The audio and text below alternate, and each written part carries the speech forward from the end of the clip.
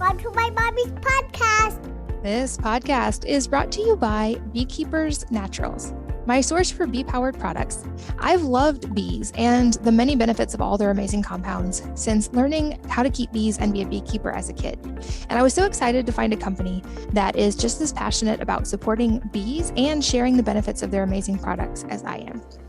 Their Propolis Spray is a go-to in my house. If you're not familiar with propolis, it's a really cool substance that the bees make to keep the hive sterile and safe and to protect it from pathogens and invaders. And this became part of the Beekeepers family when my friend and Beekeepers Natural founder, Carly Stein, was inspired to reinvent the medicine cabinet.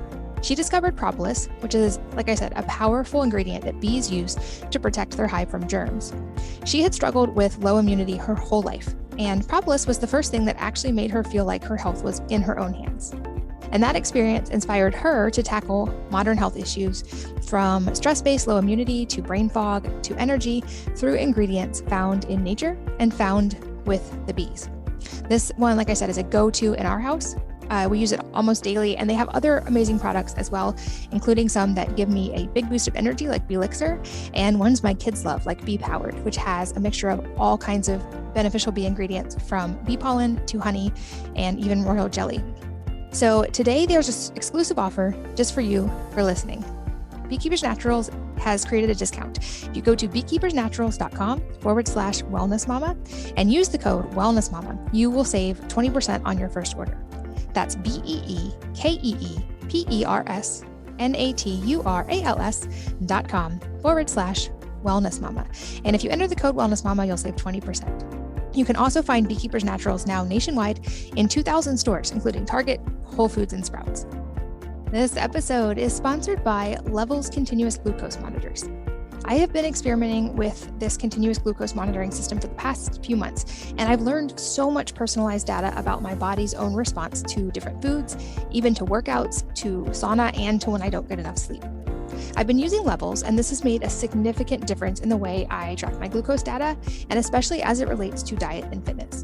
Levels is cool because in addition to providing you with the continuous glucose monitor sensors, their app interprets your data, scores your individual meals, and allows you to run experiments across different inputs like diet, exercise, or even fasting protocols.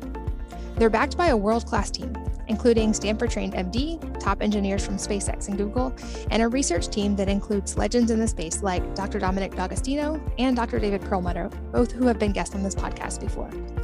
Health is so personalized, and this has given me a way to know the best foods for my own body, and it's helping me get enough protein and carbs while still maintaining weight loss. Levels is currently running a closed beta program with a waitlist of 100,000 people, but as a listener, you can skip that line and join Levels today by going to levels.link/wellnessmama. So again, make sure to get the link right. It's levels.link/wellnessmama. All one word. Hello, and welcome to the Wellness Mama podcast. I'm Katie from wellnessmama.com and wellness.com. That's wellness with an E on the end.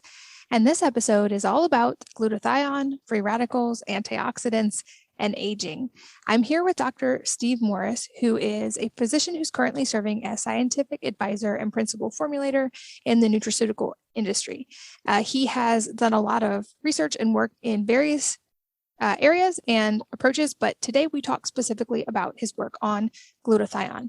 We go deep on what a free radical is and why it matters, why it's considered the master antioxidant, exogenous versus endogenous antioxidants, so ones that you consume versus ones that your body makes, the worst free radicals that we are exposed to, and spoiler alert, they're made within our body, how mitochondria creation of ATP creates free radicals, why we see an age-induced decline in the body's ability to produce glutathione, what superoxidase dismutase is and why it's important, and so many other topics. This is a really fascinating episode, especially if you have any kind of inflammatory response. We talk about the role of these compounds on inflammation and aging. I definitely learned a lot. I would guess you will too. Let's jump in.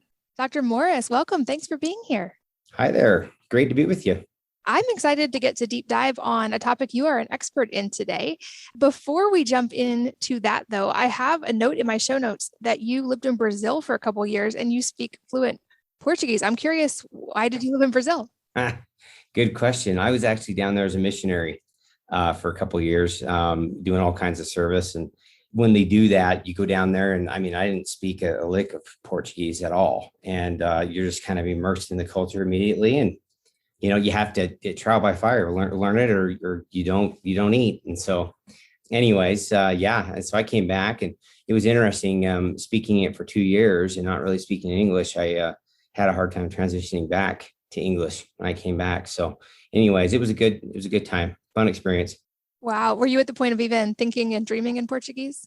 Oh yeah, yeah. That's another thing. That's when you've really learned a language, when like you have a dream about like family members at home that don't speak that language, and they're speaking to you in it. So yeah, it was weird. I've always thought the way we teach language in school is highly ineffective because I took 4 years of high school Spanish and was like What did I? roughly able to get by. And then Yeah. spending 2 weeks in a Spanish speaking country, it all just clicked into place. So that's really cool that you got to do that. Yeah, it was a good time. Good time. I agree with you on that for sure. Well, I know you are an expert in a topic that I've gotten quite a few questions about, and I'm excited to learn more about today, which is Okay. the topic of glutathione and a lot of things related to that. But I'm pretty sure most people have at least heard of glutathione. But to start broad and kind of build a foundation for this conversation, can you walk us through more specifically what glutathione is? Yeah, absolutely. So it's often, well, let's start with, actually, if you don't mind, start with antioxidants, or excuse me, let's start with oxidative stress. What are free radicals? We hear that word all the time, right? Free radicals are bad for us. You need to be taking this and taking that, and it's antioxidant here, antioxidant there. What is a free radical? Well, from an educational standpoint, a free radical is an erratic, unwhole, unstable atom or molecule. Okay. So atoms by nature like to be whole.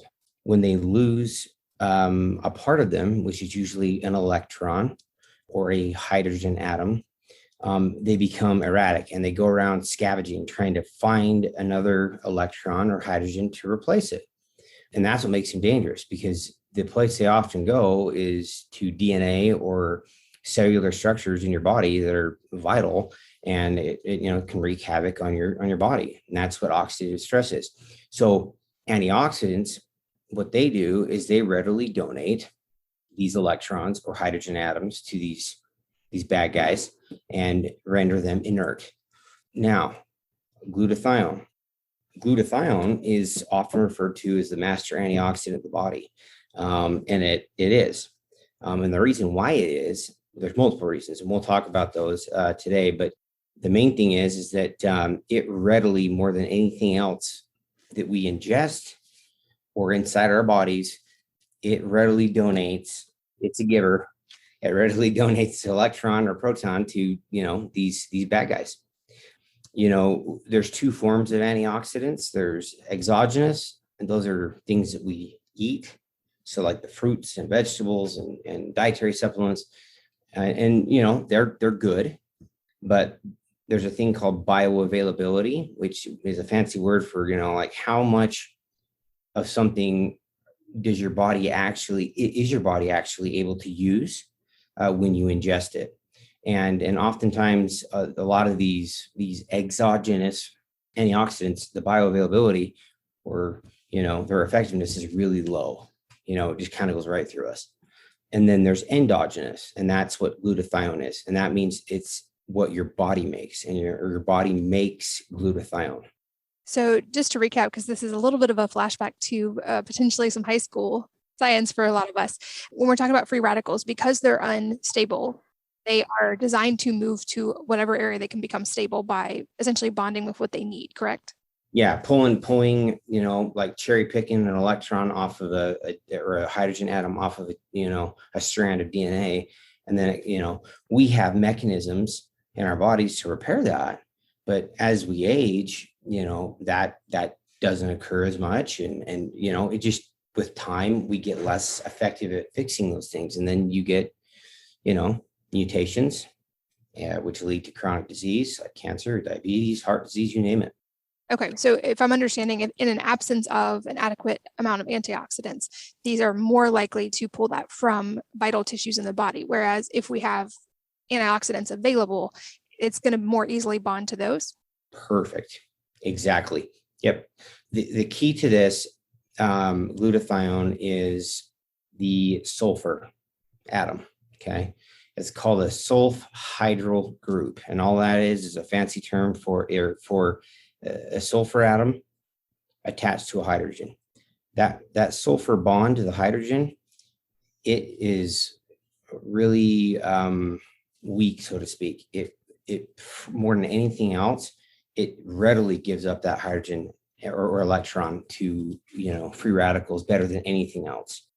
Got it. Okay. And where do free radicals come from? I would guess that a lot of different potential sources. And I would guess that maybe we're having a higher exposure than we have in the past to some of these sources, considering things like chronic disease and cancer are on the rise. But how are we exposed to free radicals? So there's two ways that we're exposed. And once again, it kind of goes back to that outside inside thing. Believe it or not, the worst free radicals we're exposed to, we actually make inside our bodies. If you go back to the high school chemistry days, or not chemistry, biology days, learning about the cell, the powerhouse of the cell, mitochondria, that create, the energy currency of the body. That process of creating the energy currency, ATP, creates really, really, really bad free radicals. Now, in healthy cells and healthy mitochondria, those free radicals are rendered inert by glutathione and other things, and they don't pose a threat. But once again, as we age, or if we have a chronic disease, or we're under a lot of stress, it can make those mitochondria leaky, so to speak, and allow these free radicals to leach out into the body and cause damage. The other place we're exposed to, obviously, is outside. I mean, we're constantly bombarded by free radicals. The foods we eat, the air we breathe, the sun. And I'm sounding like a doomsdayer. I'm not. It's just part of life. But our bodies have evolved to an extent that we're able to control this for the most part. And that's why part of the reason why, we're able to live as long as we are. And it would seem like, especially if these are things created within our body, like you said, there's a natural process for handling them. And it would seem like there's also kind of a threshold component here that, like, within a certain amount, they serve a purpose, I would guess, within the body, and our body knows how to handle them. So is this more an issue of we're having, like you just mentioned, exposure to a higher number of these, and also probably a depleted consumption and creation of antioxidants as we age? And so this is like a balance, like we're never going to eliminate free radicals. So we're creating a threshold in which we can safely handle them. Yeah, exactly. It's a combination of both. Exactly. I don't have any hard data, and I don't think anybody does really, as to, X% rise in the number of free radical exposure from 1970 to 2021. We just don't know that, but we postulate that. I do think that's one of the components. And the other component is that as we age, it is proven. There's a study done in the American Journal of Nutrition that actually showed that by about between the ages of 30 and 40, we start to see decline in the body's ability to not only produce new glutathione, but also what I call recycle it. And I'll explain more about that.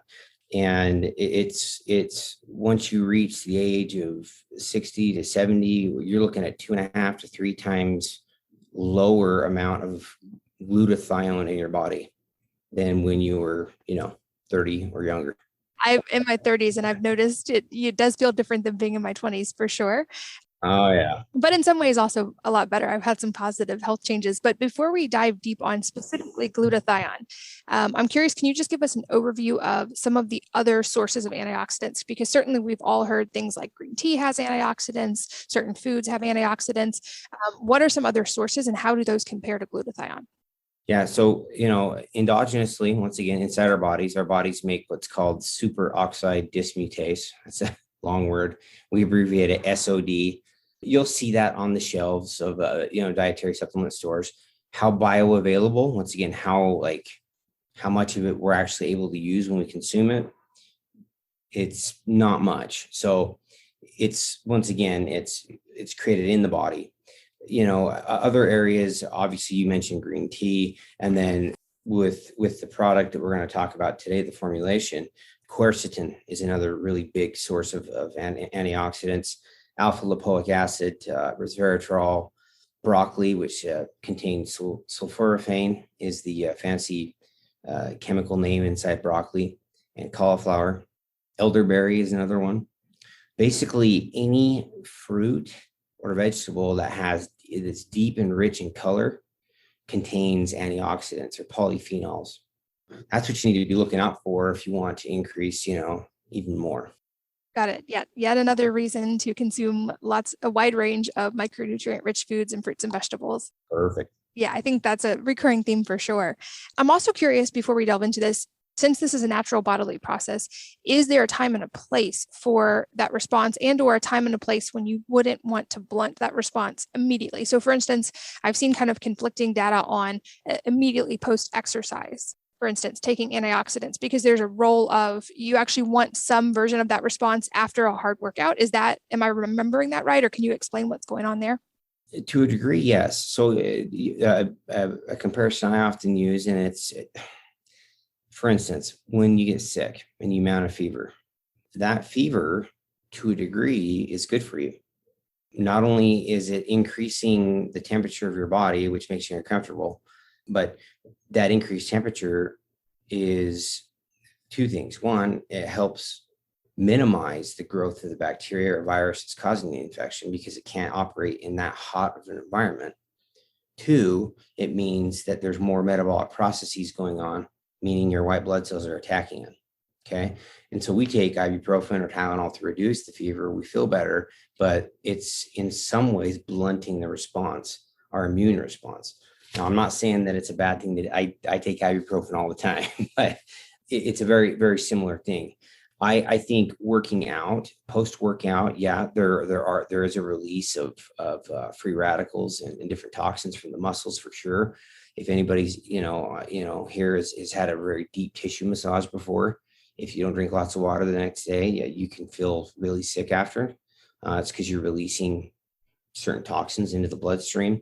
I wouldn't say that it's a bad thing to take a glutathione supplement afterwards.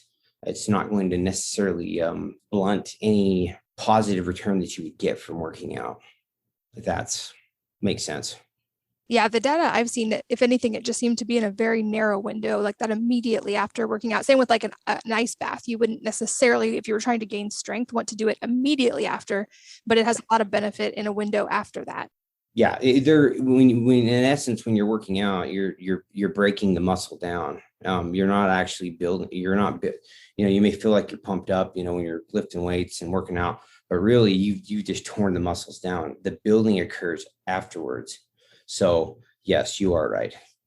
Okay, so let's go deeper on glutathione then. So you mentioned this is a thing our body does produce naturally, but it declines with age. What's the process by which we create it endogenously?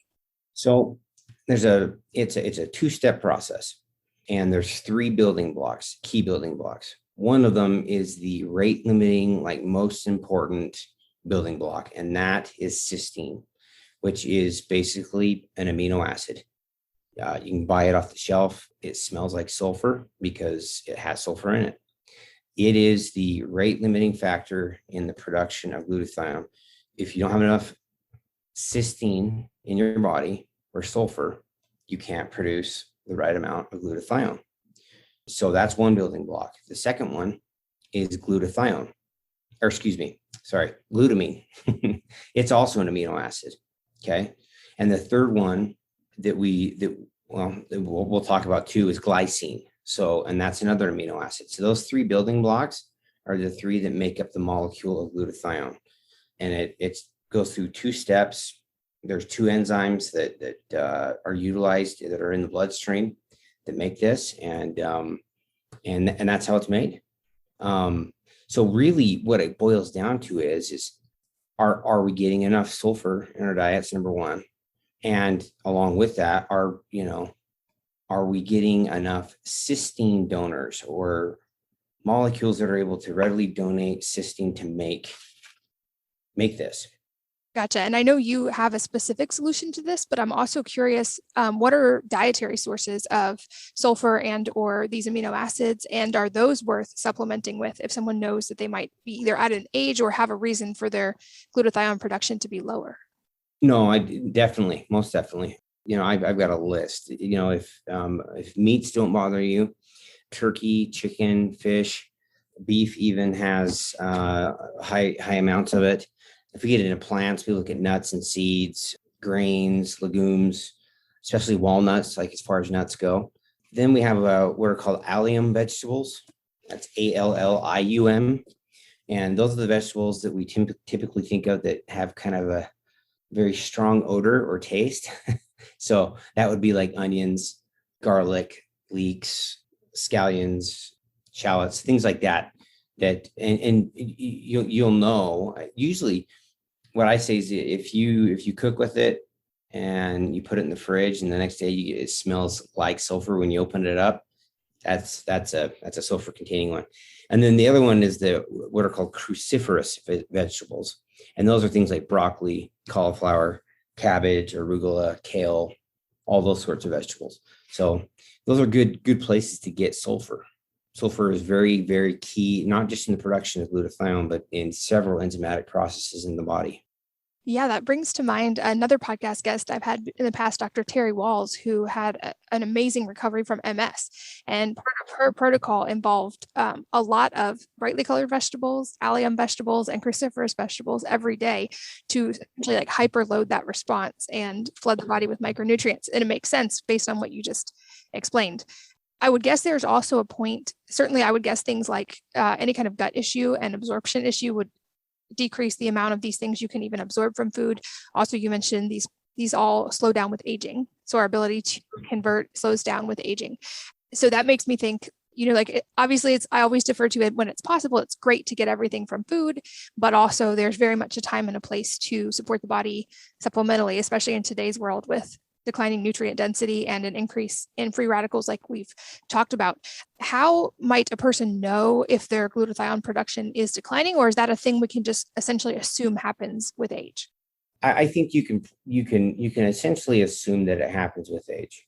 I mean, it's pretty much proven, like I said, in that study, and there's been various other studies too that have demonstrated that. But there's a couple of things. I mean, there is a blood draw that you can get that is a ratio of what's called reduced glutathione, which is the stuff that's active.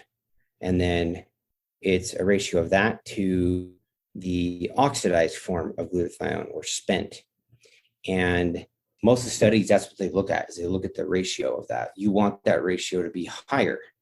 You want more reduced glutathione versus the oxidized form.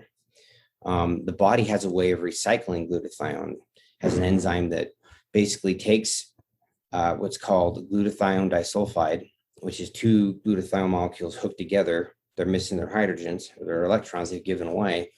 And it then adds another electron or hydrogen to it, and it creates two brand new forms of glutathione.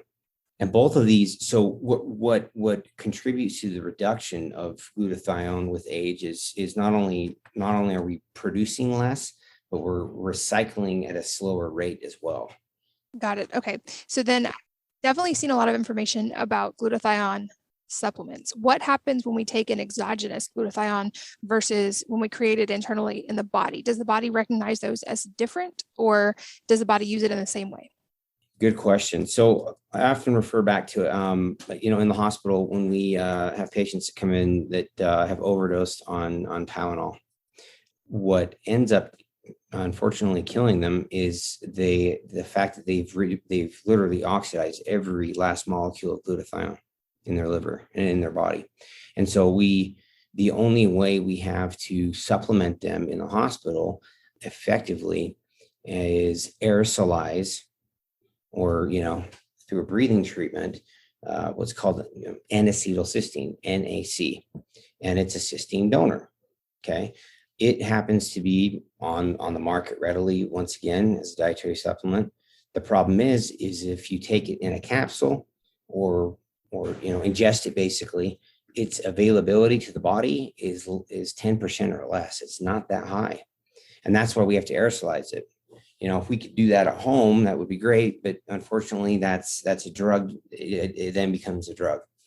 Pure glutathione, for instance, you'll see that in the market as well. its bioavailability is extremely low, even lower than NAC. And then there's some companies that are, touting what's called liposomal glutathione, and that's basically glutathione that's been kind of encapsulated so that when you ingest it, it doesn't get broken down by the stomach and the liver. And the problem with that is this: just like you've heard the term, moderation in all things, right? You can have too much of a good thing. Okay, the body has an innate mechanism that we developed over time, has hundreds, if not thousands of these actually, called inhibitory feedback mechanisms. So the way I kind of relate it is when you go to fill up your car with gas, put the pump in, you click the handle on and you let it go, right? That pump has a sensor that senses when it's starting to get full and it clicks off. Okay, it's a feedback mechanism. All right. If it didn't have that, and you may have seen this at the gas station where it's defective or whatever, you get spillage and overflow, and that can wreak havoc, fires, whatever. The body knows how much glutathione it needs, and it may need more at a certain time and less at another time.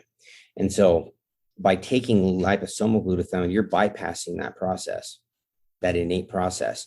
And what's happening is you can enter what's called a hyper-reductive state.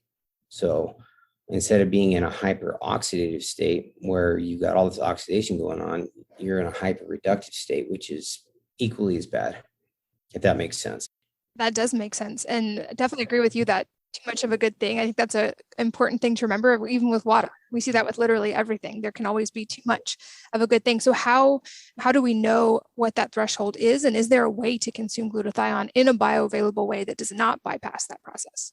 There is. And let's see, it's been a little over a year ago, started looking into, there's got to be a way, to get a cysteine donor, that key element that is basically the fuel driving the production of glutathione. There's got to be a way to get that to the body orally at higher than 10%, without bypassing these innate mechanisms that we have that are very important.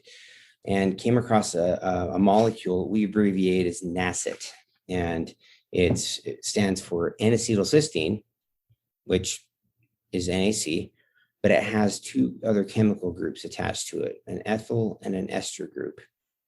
And those are very important groups. What those do is they allow the molecule of NAC to become bioavailable up to 68%. So it's the highest amount of any other supplementation out there. It also allows the molecule to readily cross what's called the blood-brain barrier. That's the barrier that protects our brain from toxins. No other cysteine donor supplement on the market does that. So it readily crosses and is able to do its job in the brain as well to help reduce oxidation in the brain. And utilizing NACET, you're not, like I said, you're not bypassing that natural feedback inhibitory mechanism, and you're in essence, boosting your availability of cysteine by 6 times or more. Wow. And I know there's been some controversy with NAC recently, and it was even pulled from the market in that form, and now it's hard to find. So this formula with adding those other groups, since it's handled differently in the body, I'm assuming that's still available. Yes. Yeah. And and this is my personal opinion. I think that'll probably be overturned with time. It's a lot of that is politically motivated, unfortunately. Yeah. Like I said, we use it in the hospital. Really, what it constitutes a drug, and that's the problem, is how it's delivered. If it's delivered intravenously or it's aerosolized, it is then a drug. Got it. Okay. That makes sense. And I've seen some of this as well. And I know for a while, it seemed like there was a lot of marketing that the liposomal form was good. And I saw a lot of companies that were marketing a liposomal form, but you're saying that one, especially in large amounts, can actually create that process it can be dangerous as well if you're just bypassing the body's natural system. Yes, that's right. Yeah. I myself and several of my colleagues that are experts in this area, they've tried to get that out there saying, hey, this is not necessarily a good thing that it's that available to the body, because you're bypassing things that are there to protect you. Gotcha. Okay. Well, when consumed correctly and being an antioxidant, I would assume there's also an anti-aging component with glutathione. Is that correct? And if so, does that exhibit even on like a cellular level in the skin, or do we see positive aging benefits from consuming glutathione correctly? Yeah, glutathione is found in virtually throughout the entire body, like you stated, and with your background and knowledge of oxidation. The older we get, the less efficient we are at ridding ourselves of free radicals. We also accumulate more damage to our DNA. By increasing glutathione, we're able to not necessarily turn back the clock, but slow the progression, if you will, of aging and development of a lot of the chronic diseases we see today. The truth is the three big, killers: diabetes, heart disease, and cancer. The root at all of those is inflammation or oxidation, all three of them. And if we can slow that down, if we can mitigate that to some degree, I can't say, cure or fix or anything like that, but it certainly helps in those areas. So. Yeah. And the role of inflammation in chronic disease has certainly been a recurring theme in the literature I've seen recently, and also in previous podcast guests. Like, we know there's that inflammatory connection with chronic disease. We've seen the inflammatory connection with even certain acute responses in the body. We're starting to understand so much more that role of inflammation. And so you're saying by acting on the free radical response, glutathione also has the mechanism of reducing inflammation in the body. Yeah, to a degree, yes. Yeah, I did a study. It's been 20 years ago, I think. I can't believe it's been that long. But, we did it on atrial fibrillation, which a large component of the population have, which is basically, the heart, instead of beating, the way it's supposed to, it quivers. And so you develop blood clots. You have to be on blood thinners. You can have a stroke. And we linked several inflammatory markers to that disease even. And so, glutathione is very, and I need to say too, glutathione doesn't just donate an electron or hydrogen and render a free radical inert. It also helps other antioxidants, both exogenous and endogenous antioxidants, function better. So that's hence why it's called the master. Got it. And I've also seen research related to the inflammatory response in the brain and how that expresses in a whole variety of different conditions. Is glutathione something that's capable of crossing the blood-brain barrier and working with inflammation in the brain as well, or how does it work there? Absolutely. Yeah. I mean, so that's the big thing with NACET, the discovery of this N-acetylcysteine ethyl ester. It is the only molecule that we know that readily crosses the blood-brain barrier. So it's able to go in there into the brain, provide that cysteine fuel to make glutathione in the brain. And so it definitely, more than anything else out there on the market, it can help mitigate inflammation and oxidation in the brain. And just extrapolating from what we've talked about, I would guess that anybody who knows that they're dealing with some kind of inflammatory response would benefit especially from getting their body's glutathione levels up. But are there studies or things where they've looked at it in specific conditions or responses? There are, and they're usually, smaller pilot studies, but, and then of course there's anecdotal evidence, which is not scientific, but that doesn't mean that it's not true or real.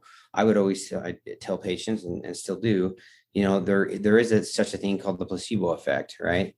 But the brain is a very powerful tool.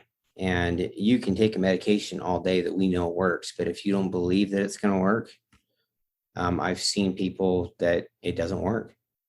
So I tell people, as long as you're not getting ripped off or scammed, or you're taking something that's completely off the wall and bad for you, if you feel it's helping you and you're feeling better, who am I to tell you that it's not working?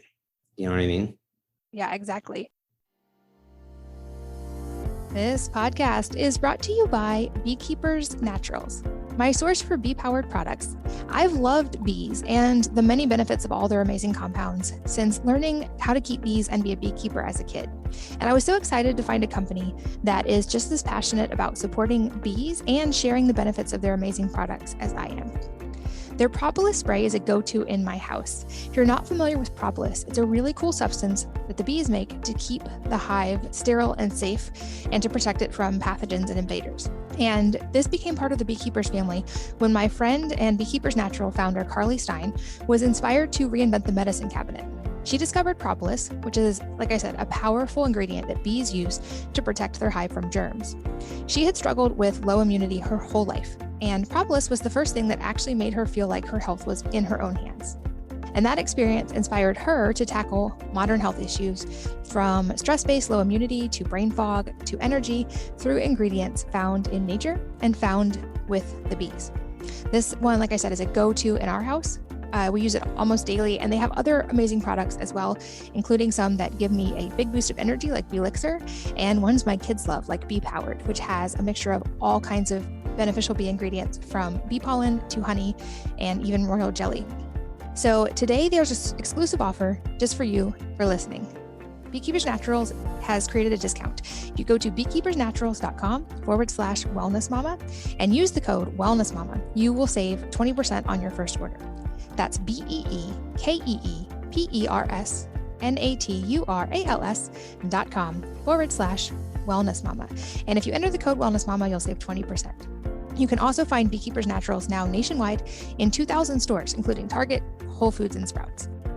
This episode is sponsored by Levels Continuous Glucose Monitors.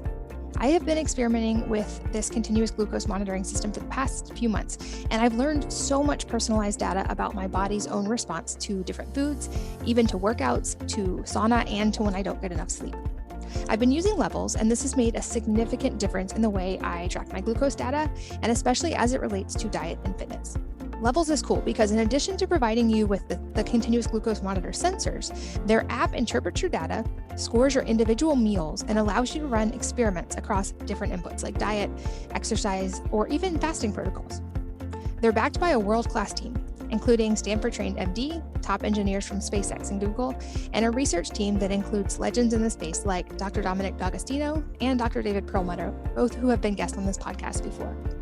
Health is so personalized, and this has given me a way to know the best foods for my own body, and it's helping me get enough protein and carbs while still maintaining weight loss.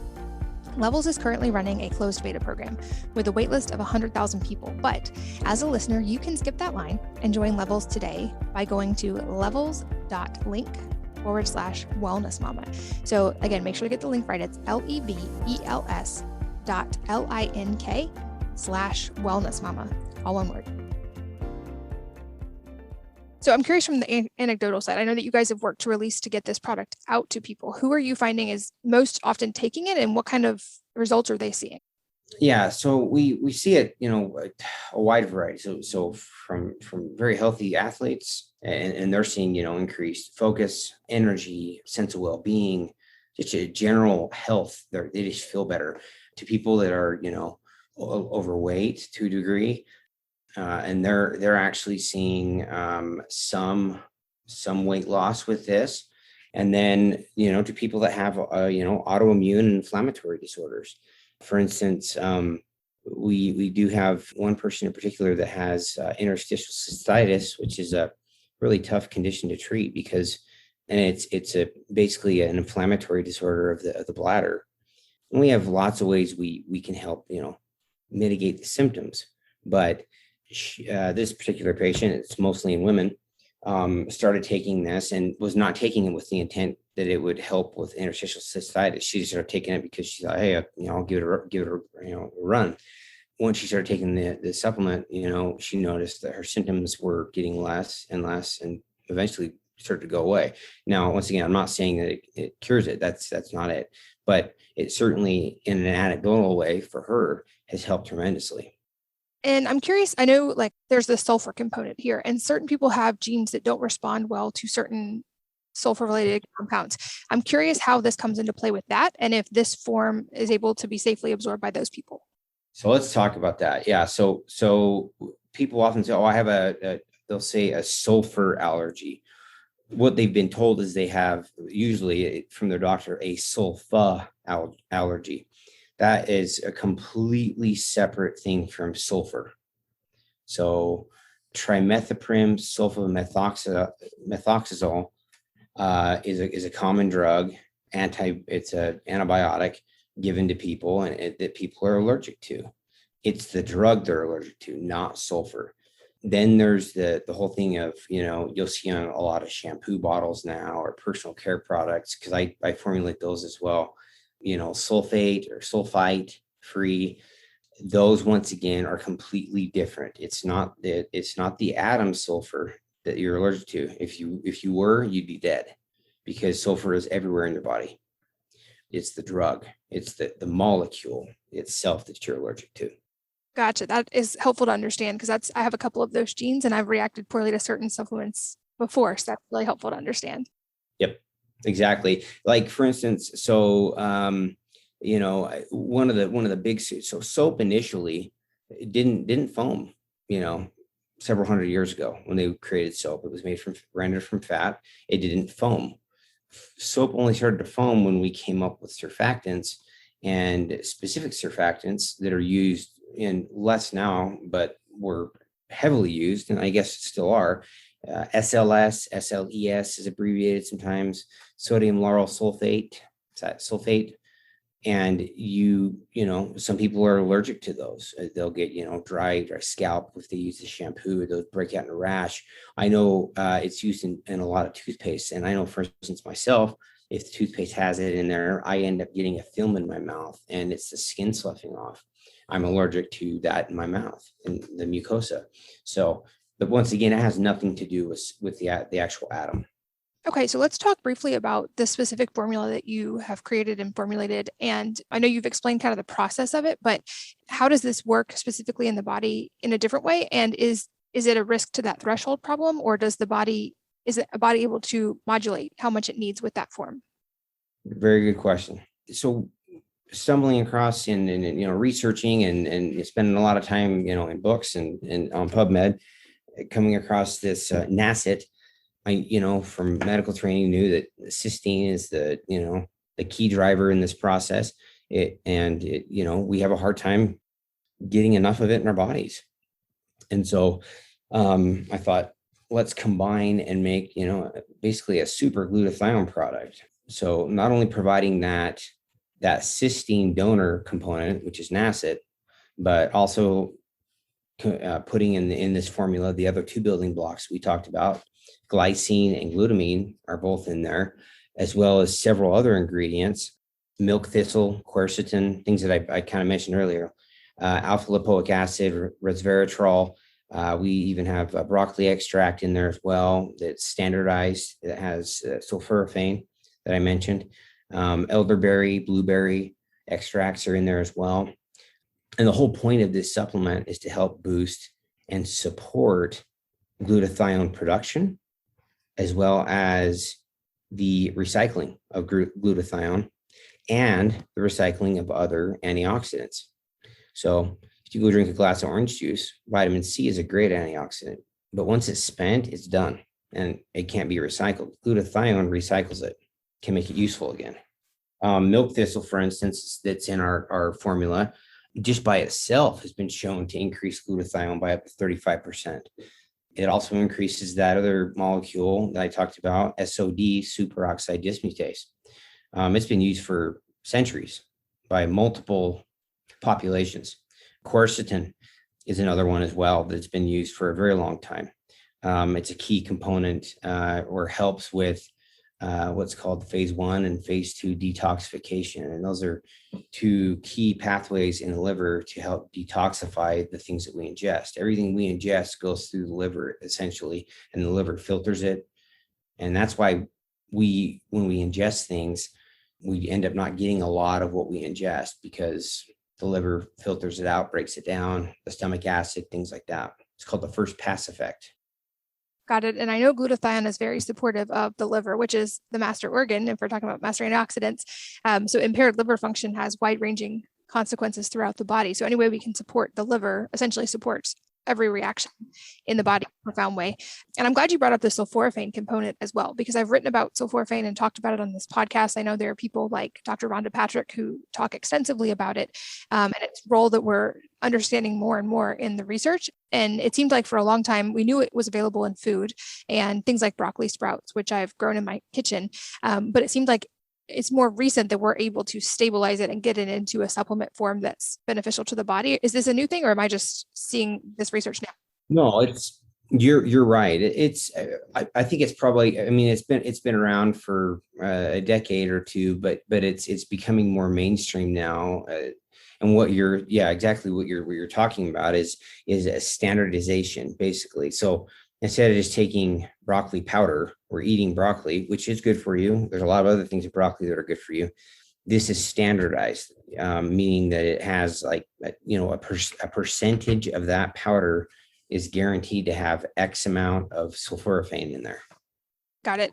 And I know I will make sure I put links to the specific supplements so people can find it in the show notes. Those are at wellnessmama.fm before you guys are listening. And I know there's a special offer as well. We'll mention at the very, very end. But as we get close toward the end of our time, a few questions I love to ask. The first being, from your own perspective and your own health on a daily level, what are some of the things that you consider most important, kind of the 80-20 of things you do regularly for your own health?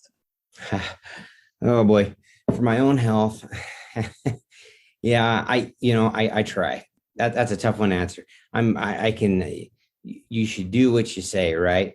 So I do try to do what I say, but clearly exercise is a very key component. And by that, I don't mean going to the gym and, sweating it out every single day. I used to do that and, it wore me down. And everybody's different.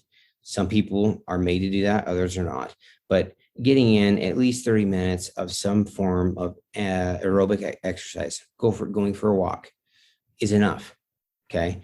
For some people, I know with COVID, it's been difficult. We've been locked indoors, but, and we're starting to see a little bit of a resurgence of that, but people are getting out more.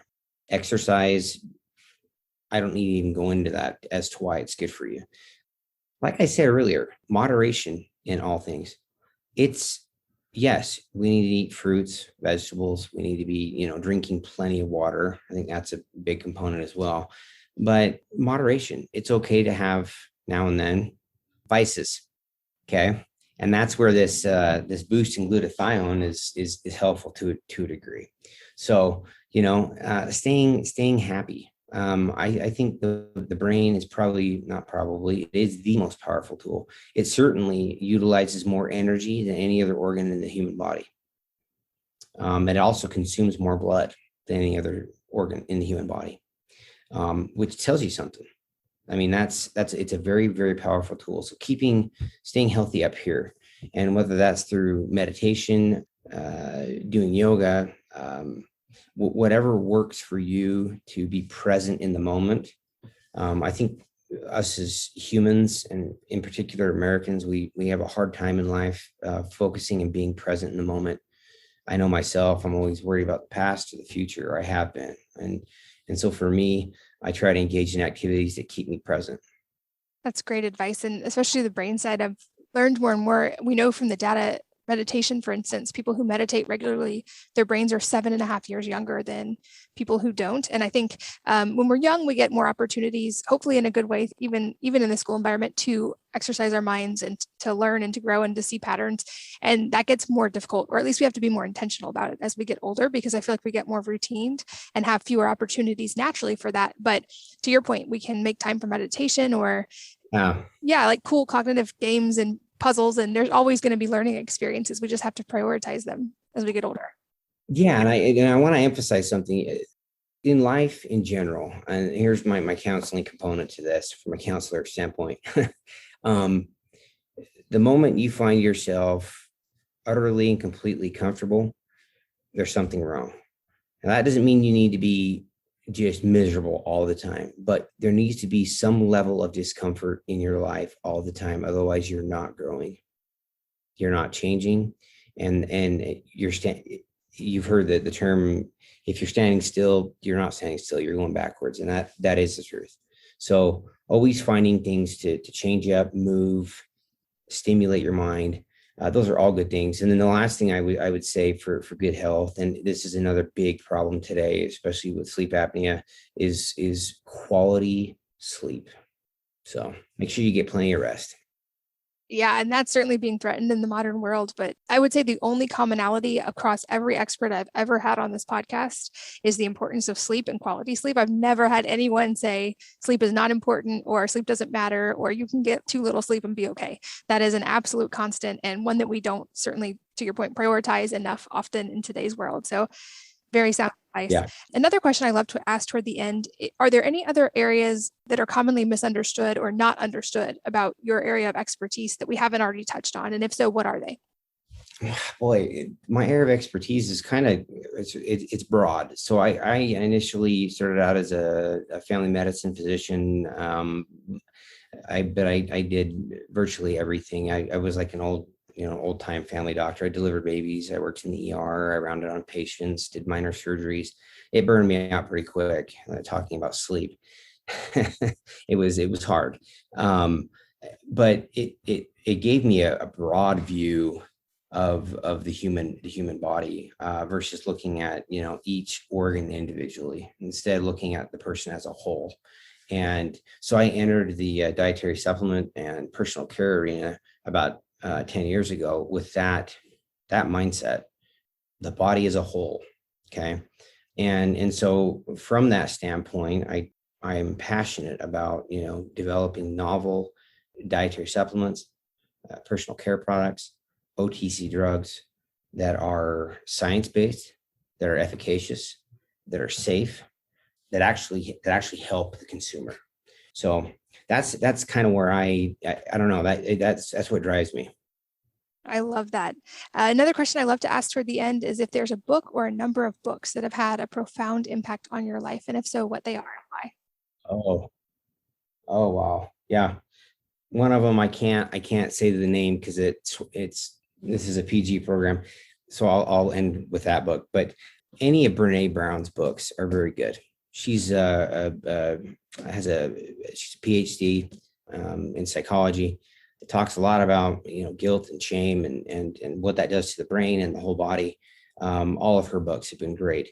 Another really good book that I have read actually is by a former Holocaust survivor. He was a physician, actually, a psychiatrist, but Viktor E. Frankl, and it's Man's Search for Meaning. And that can be Women's Search for Meaning as well. And it's a very thin book. It's very short, quick read, but the gems that are inside that book are phenomenal. And then the last one is by Mark Manson, and it is basically it's how to your life yourself, basically. And he just goes through in a very comedic way how to get yourself out of that rut if you feel like you're in a rut, physically, emotionally, mentally, or all the above. The different ways, and everybody is different. Two people can go through the exact same scenario, exact same, and interpret it and feel and their bodies react to it completely differently. So we need to keep that in mind and have some compassion for others when we look at maybe the way certain people handle things or do things. I second all of those recommendations. I'll put in the show notes for you guys. And especially Man's Search for Meaning has been a constant in my life. It's one of the few books I reread every year. At the beginning of the year, I do a 7-day fast for the spiritual mental benefits. And I reread that book just as a mental reset to be reminded of so much good we have in life and just mentally. Yeah, no, there is another one too. And speaking of my time in Brazil, by Paulo Coelho, and he wrote a very famous book. It's been I don't know how many years ago, but it's called The Alchemist. And there are a lot of once again, it's like a Viktor Frankl book. If you haven't read The Alchemist, read it. Excellent book. Agreed. And I'll put that in the show notes as well. And then lastly, as we wrap up, we talked a lot about glutathione and in particular, the formulation you worked on. Where can people find this one? And I think you have a discount code as well. Yes. Yeah, we do. So for those that are interested in this at all, go to, for the actual GSH, the actual capsule, we have two forms. The capsule form is trygshplus.com/mama20. And if you go there, it'll give you a 20% off for being a part of this today. And then we are also rolling out a gummy form of this. And when I tell you this tastes phenomenal, it tastes phenomenal. Like you're going to want to eat the whole bag at once. And, it's really good. And that is, you will go to Kudo Gummies. That's KUDOGUMMIES.com/mama20. You can get 20% off that. Yeah. Sounds good. And I will check in with my team and make sure those links are all in the show notes for you guys. I know a lot of you listen while driving or exercising. So all of the links, everything we've talked about will be at wellnessmama.fm under this episode's show notes so you guys can find it. But this is definitely a topic I had seen a lot of information on, but had not ever gotten to go deep on. So I'm really excited we got to delve into the world of glutathione today, and I'm grateful for you, Dr. Morris, and your research. Thanks for being here. No, thank you. Sure appreciate it. It's always fun. I love teaching and talking about this. So I appreciate you inviting me on your show. And thanks as always to you guys for listening and sharing your most valuable resources, your time, energy, and attention with us today. We're both so grateful that you did. And I hope that you will join me again on the next episode of the Wellness Mama podcast. If you're enjoying these interviews, would you please take 2 minutes to leave a rating or review on iTunes for me? Doing this helps more people to find the podcast, which means even more moms and families can benefit from the information. I really appreciate your time, and thanks as always for listening.